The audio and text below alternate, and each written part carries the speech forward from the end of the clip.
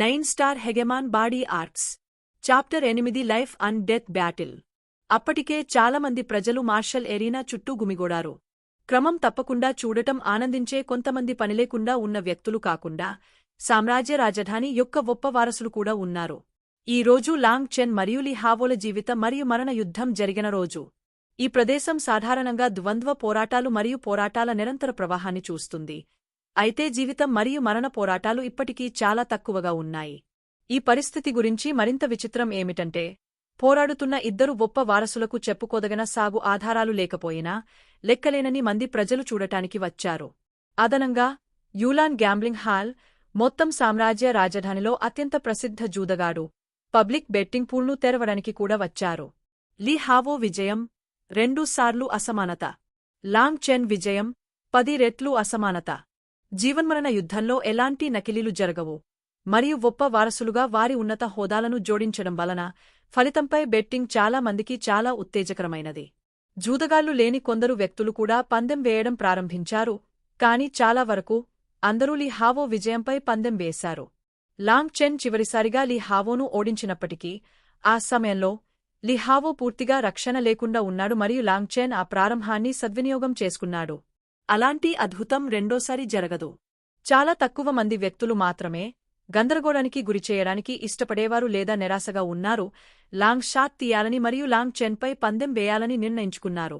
Betting స్థలం martial arena నుండి చాలా దూరంలో ఉంది మరియు లీ హావో విజయంపై పందెం వేయాల్సిన విభాగం పూర్తిగా ప్రజలతో నిండిపోయింది. అయితే లాంగ్ చెన్పై పందెం వేయాల్సిన విభాగం పూర్తిగా నిర్జనమైపోయింది. లాంగ్ చెన్పై 3 లక్షలు బంగారు నాణేలు. అకస్మాత్తుగా ఒక పెద్ద మరియు గంభీరమైన వ్యక్తి కనిపించాడు మరియు బెట్టింగ్ నిర్వహిస్తున్న వ్యక్తికి క్రిస్టల్ కార్డ్ విసిరాడు. హ్యాండ్లర్ ఈ మొత్తంతో పూర్తిగా షాక్ అయ్యాడు. ఉదయం మొత్తం అతను ఇప్పటివరకు 10,000 బంగారు నాణేలను మాత్రమే సేకరించాడు. ఈ కొత్త పందెం విన్న అతను దాదాపు తన చెవులను నమ్మలేదు. ఆ భారీ వ్యక్తి వాస్తవానికి షీ ఫెన్. అతనికి లాంగ్ చెన్ తన బంగారు నాణేలన్నింటినీ తన స్వంత విజయంపై పెట్టమని అప్పగించాడు. అతని హోదా కారణంగా యూలాన్ గ్యాంబ్లింగ్ హాల్ ఖచ్చితంగా బెట్టింగ్ పూల్ను తెరుస్తుందని లాంగ్ చెన్కు ముందే తెలుసు, కాబట్టి అతను ముందుగానే షీ ఫెన్కు తనపై పందెం వేయమని చెప్పాడు. యూలాన్ గ్యాంబ్లింగ్ హాల్ బెట్టింగ్ పూల్ను తెరవకుండా లోటుతో ముగిసినప్పటికీ అతను ఖచ్చితంగా వెనక్కి తగ్గడు. అతను సాధారణంగా సంపాదించిన డబ్బులో ఎక్కువ భాగం అతని స్వంత వ్యక్తిగత పందెం నుండి వచ్చింది మరియు ఈ బాహ్య పబ్లిక్ పందెం విషయానికొస్తే అతను వాటి నుండి ఎక్కువ డబ్బు సంపాదించలేదు. ప్రజలను సంతృప్తి పరచడానికే ఆయన బహిరంగ పందాలు నిర్వహించాల్సి వచ్చింది. యూలన్ గ్యాంబ్లింగ్ హాల్ యొక్క గంభీరమైన సంపదతో అతను నష్టపోయినప్పటికీ దానిని సులభంగా తొలగించవచ్చు. ఈ కారణాల వల్ల లాంగ్ చెన్ బెట్టింగ్లో చేరాలని నిర్ణయించుకున్నాడు. వాస్తవానికి అతను కేవలం లీ హావోతో బెట్టింగ్ ప్లాన్ చేశాడు, కాని ఇప్పుడు అతను యూలాన్ గ్యాంబ్లింగ్ హాల్తో బెట్టింగ్ చేయడం ద్వారా 10 రెట్లు లాభం పొందగలడు. లాంగ్ చెన్ ఒక ఇడియట్ కాదు, కాబట్టి ఏది మంచిదో అతనికి తెలుసు. నిన్న ఫ్యాటీయు మరియు అతని స్నేహితుల సహాయంతో అతను 2 లక్షలకు పైగా బంగారు నాణేలను సేకరించాడు. అతను దానిని షీ ఫెన్కు అప్పగించినప్పుడు లాంగ్ చెన్ ఎంత భరోసాతో వ్యవహరిస్తున్నాడో షీ ఫెన్ చూశాడు. దంతాలు బిగించి ఆ మొత్తాన్ని 3 లక్షలకు పెంచాడు. షీ ఫెన్ కుటుంబం నిజానికి చాలా ధనవంతులు కాదు. ఎక్కువగా వారు వేడిగా ఉండే ధోరణిని కలిగి ఉంటారు మరియు వ్యాపారాన్ని నిర్వహించడంలో అంత మంచివారు కాదు. ఫ్యాటీయు మరియు ఇతరుల కుటుంబాలు మెరుగ్గా ఉన్నాయి. ఇంత డబ్బును సేకరించడానికి అతను వాస్తవానికి తన ఆయుధాలు మరియు కవచాలను అదనపు తాకట్టుగా ఉపయోగించాడు. ఇదంతా కేవలం లాంగ్ చెన్ యొక్క అడవి మరియు వెర్రి పందెం కోసం మాత్రమే. షీ ఫెంగ్ భయంతో 2 సార్లు తన గుండె గంతులు వేయడాన్ని ఆపుకోలేకపోయాడు. సోదరుడు చెన్, మీరు ప్రశాంతంగా మరియు స్థిరంగా ఉండాలి. మీ సోదరుని వస్తువులన్నీ లైన్లో ఉంచబడ్డాయి. లీ హావో మధ్యాహ్నం ముందు వచ్చారు. నేలపై తేలికపాటి పుస్తో అతను మార్షల్ అరేనా పైన ల్యాండ్ చేయడానికి గాలిలోకి చాలా మీటర్లు దూకి ఆనందోత్సాహాల ప్రేలుడును రేకెత్తించాడు. అయితే ఈసారి చీర్స్ అతని ప్రదర్శన కోసం కాదు, కాని ప్రతి ఒక్కరూ మంచి ప్రదర్శనను చూడాలని ఉత్సాహంగా ఉన్నారు. ఈ రోజు లీ హావో చాలా ఆకర్షణీయంగా ఉండే శుభ్రమైన మరియు చక్కని వస్త్రాలను ధరించాడు మరియు అతని మనస్సులో ఒక గర్వకారణమైన ఆలోచన తలెత్తింది. లాంగ్ చెన్, మీరు నాకు ఇచ్చిన అవమానం 10 రెట్లు మీకు తిరిగి వస్తుంది. కాని లీ హావో వేదికపైకి వెళ్లిన తర్వాత చాలా సమయం గడిచినా లాంగ్ చెన్ కనిపించడం ఎవరూ చూడలేదు. అతను ఎందుకు కనిపించలేదో ఎవరికీ అర్థం కాలేదు మరియు కొంతమంది అతను బయటికి వచ్చాడా అని ఆశ్చర్యపోయారు. అందరూ ఏమీ జరుగుతోందని ఆలోచిస్తున్న సమయంలో మార్షల్ అరేనాకు బాధ్యత వహిస్తున్న ఒక వృద్ధుడు లీ హావోతో ఇలా అన్నాడు, మీ యుద్ధానికి మీ అపాయింట్మెంట్ 12:45కి ఉంది, కాబట్టి మీరు దాదాపు గంట ముందుగానే ఉన్నారు. మీరు స్టేజ్ పైన వేచి ఉండడాన్ని కొనసాగించవచ్చు లేదా మీరు వేచి ఉండడానికి రావచ్చు. ఇది విన్నప్పుడు అందరూ నిరుత్సాహానికి లోనయ్యారు, మరియు అసలైన శక్తితో నిండిన లీ హావో కూడా సమయాన్ని తనిఖీ చేయడం మరచిపోవడంతో కాస్త మూగబోయాడు. ఏమైనప్పటికీ నేను వేదికపై అతని కోసం వేచి ఉంటాను. ఏది ఏమైనప్పటికీ అతను చనిపోయే వ్యక్తి, కాబట్టి అతని మిగిలిన సమయం నాకంటే విలువైనది. లీ హావో ఉదాసీనంగా నవ్వి, అలాగే. అతను మార్షల్ అరేనా పైన కాలు వేసుకుని కూర్చున్నాడు, ఒక నిపుణుడి గాలిని ఉంచాడు. అయినప్పటికీ ఒక నిపుణుడి పద్ధతిని కొనసాగించాలనే అతని ప్రయత్నం కొంచెం వింతగా మారడానికి ముందు కొద్దిసేపు మాత్రమే కొనసాగింది.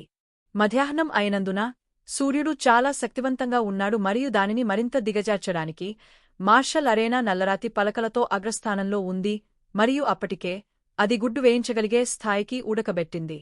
లీ హావో అప్పటికే కూర్చున్నందున అతను తిరిగే నిలబడలేకపోయాడు లేదా అది అతని చర్యను నాశనం చేస్తుంది. అందువల్ల అతను చేయగలిగింది బాఢ మాత్రమే. అయితే కొంతమంది పదునైన దృష్టిగల వ్యక్తులు లీ హావో యొక్క దిగువ భాగం ఇప్పటికే కొద్దిగా ధూమపానం చేయడం ప్రారంభించిందని గమనించారు, మరియు ఒక క్షణంలో ఇది చాలా స్పష్టంగా కనిపించింది మరియు ప్రేక్షకుల వ్యక్తీకరణ చాలా వింతగా మారింది. ఈ వ్యక్తి ఒక ఇడియట్. అతను ముఖాన్ని కాపాడుకోవడానికి ప్రయత్నిస్తున్నాడా? పోరాటం ఇంకా ప్రారంభం కాలేదు మరియు అతని పెరదు ఇప్పటికే కాలిపోతోంది. ఒక కన్య మెల్లగా నవ్వింది. దూరంగా ఇద్దరు ముసుగులు వేసుకున్న స్త్రీలు యుద్ధరంగాన్ని ఉదాసీనంగా చూస్తున్నారు. నిజంగా మాట్లాడుతున్నాను, అతను కేవలం ఒక మోసగాడు. ఇతర కన్య తన తల వణుకుతూ ప్రతిస్పందించింది. సోదరి మెంగ్క్వి, మేము ఇప్పటికే చాలా రోజులు ఇక్కడ ఉన్నాము. మీరు వివాహ ఒప్పందం నుండి ఎప్పుడు వైదొలగాలని ఆలోచిస్తున్నారు? అడిగాడు అవతలివాడు. మెంగ్క్వి అని పిలవబడే కన్య తన కనుబొమ్మలను అందంగా ముడుచుకుని కొంత ఇబ్బందికరంగా ఇలా చెప్పింది, ప్రస్తుతం అతను చాలా కష్టమైన పరిస్థితిలో ఉన్నాడు మరియు ఈ సమయంలో నేను అతనితో వివాహం నుండి వైదొలగడం చాలా క్రూరంగా ఉంటుంది. నేను ఏమి చేయాలో కూడా నాకు తెలియదు. కాని ఈ విషయాన్ని ఆలస్యం చేయడం పరిష్కారం కాదు. మాస్టరు ఇప్పటికే చాలాసార్లు మమ్మల్ని కోరారు. మేము త్వరలో పర్వతానికి తిరిగి రాకపోతే మనం బహుశా శిక్షించబడతాము. ఇంకా పెద్ద సోదరి యొక్క ప్రతిభతో మీరు ఖచ్చితంగా జియాంటియన్కు చేరుకుంటారు మరియు హెవెన్లీ దావోస్ను తాకగలరు. మీరిద్దరూ పూర్తిగా భిన్నమైన ప్రపంచాలలో ఉంటారు. మీరు పని చేయడానికి మార్గం లేదు అని ఇతర కన్య నిట్టూర్చింది. అయితే అలా చేయడం అతనికి ఇప్పటికీ చాలా అన్యాయం అని నేను ఇప్పటికీ భావిస్తున్నాను. నిట్టూర్పు. కొంచెం ఎక్కువ చూద్దాం. మెంగ్క్వి తేలికగా తల ఊపింది. ఆమె అందమైన కళ్లలో బాఢ కనిపించింది. మెంగ్క్వి సంకోచించగా వారు సుదూర గుంపులో గందరగోళాన్ని చూశారు. తదేకంగా చూడగా కత్తిలాంటి కనుబొమ్మలు, మెరిసే కళ్లతో నల్లని వస్త్రాలు ధరించిన యువకుడు నెమ్మదిగా పైకి వెళ్లడం చూశారు. అతని శరీరం ఒక ప్రత్యేకమైన ప్రకాశాన్ని కలిగే ఉన్నట్లు అనిపించింది. ఇది ప్రజలకు చాలా లోతైన అనుభూతిని ఇస్తుంది. అతను ఒక బావి వలె కనిపించాడు. ఉపరితలంపై అతను అసాధారణంగా ఏమీ లేనట్లు కనిపించాడు, కాని అతని ద్వారా చూడటం అసాధ్యం. అతని లోతులను ఎవరూ చూడలేరు మరియు అతని ఉనికి వారికి ఒక రహస్యంలా కనిపించింది. మెంగ్క్వి మరియు ఇతర కన్యలు కూడా అతనిని చూసినప్పుడు వారి హృదయాలలో కొంత అలజడిని అనుభవించకుండా ఉండలేకపోయారు. కొద్ది రోజుల క్రితం వారు చూసిన లాంగ్ చెన్తో పోలిస్తే ఇది స్వర్గానికి మరియు భూమికి మధ్య వ్యత్యాసం వంటిది. కరెంటు అతనిలో ఆత్మవిశ్వాసం నిండినట్లు కనిపించింది. లాంగ్ చెన్ రాకను చూసి లీ హావో తన దిగువ నుండి కాలిపోతున్న నొప్పిని అనుభవిస్తూ పైకి దూకాడు. లాంగ్ చెన్ను నిందిస్తూ అతని కోపం మరింత పెరిగింది మరియు అతను కోపంగా, లాంగ్ చెన్, చనిపోవడానికి పైకి రా అని అరిచాడు. లాంగ్ చెన్ లీ హావో కోసం ఒక చూపు కూడా విడిచిపెట్టలేదు మరియు బదులుగా అతను ప్రేక్షకులను స్కాన్ చేసి షిఫెంగ్ యొక్క చూపులను కలుసుకున్నాడు. షిఫెంగ్ లాంగ్ చెన్కు కొంచెం ఆమోదం తెలిపాడు. అతను షిఫెంగ్ను చూడడమే కాకుండా లావుగా ఉన్న యు మరియు అతనిని ఉత్సాహపరిచేందుకు వచ్చిన ఇతరులను కూడా చూశాడు. లాంగ్ చెన్ యుద్ధ రంగంలోకి వెళ్లడానికి ముందు వారిని చూసి నవ్వాడు. లీ హావో తన నైపుణ్యాన్ని ప్రదర్శించడానికి పైకి దూకాడు, కాని లాంగ్ చెన్ పైకి నడవాలని నిర్ణయించుకున్నాడు. ప్రస్తుతానికి లాంగ్ చెన్ విజయంపై పందెం వేసిన ప్రజలు అందరూ తాము జూదమాడిన డబ్బు శాశ్వతంగా పోతుందని భావించారు. లాంగ్ చెన్ పైకి నడవడం చూసి ఈ రెండు పదాలు కోపంతో లీ హావో బిగించిన దంతాల నుండి బయటకు వచ్చాయి. ఇడియట్, నీ ముడ్డ కాలిపోయింది కాదా? లాంగ్ చెన్ లీ హావోపై వెక్కిరించాడు. వాస్తవానికి అతను చాలా కాలం నుండి వచ్చాడు. అతను కేవలం దూరంగా నీడలో ఉండిపోయాడు మరియు ఎవరూ అతనిని గమనించలేదు. అయితే వేదికపై ఏమి జరుగుతుందో అతను చాలా స్పష్టంగా చూశాడు. 12:45 వచ్చింది. 2 పార్టీలు తప్పనిసరిగా లైఫ్ అండ్ డెత్ ఒప్పందంపై సంతకం చేయాలి. ఈ సమయంలో వృద్ధుడు ఒక పత్రాన్ని తీశాడు మరియు లాంగ్ చెన్ ఉదాసీనంగా నవ్వి దానిపైన తన పేరుపై సంతకం చేశాడు. ఈ సమయం గత బాకీల నుండి భిన్నంగా ఉంది. విజేతకు ఒప్పుకుంటే ఈసారి ఎలాంటి ప్రభావం ఉండదు. ఓడిపోయిన వ్యక్తి జీవితం మరియు మరణం విజేత చేతుల్లోనే జరిగింది. లీ హావో కూడా సంతకం చేశాడు మరియు చెడు వ్యక్తీకరణతో, చిన్న బాస్టర్డ్, ఈ రోజు మీరు నాకు ఇచ్చిన అవమానాలన్నింటినీ నేను 100 రెట్లు తిరిగి ఇస్తాను. ఇప్పుడు లైఫ్ అండ్ డెత్ ఒప్పందం కుదుర్చుకున్నందున ఇకపై రెఫరీ అవసరం లేదు. ఈ రోజు ఎవరు చనిపోతారో వారు నిర్ణయించే మైదానంగా ప్రస్తుత మార్షల్ అరేనా మారింది. మీకు అర్థం కానట్టుంది. మీరు నన్ను చాలాసార్లు రెచ్చగొట్టడానికి వచ్చారు. నేను ఇక భరించలేను. లాంగ్ చెన్ లోతైన శ్వాస తీసుకున్నాడు. అతని కళ్లలో చాలా దట్టమైన హత్య ఉద్దేశం కనిపించింది.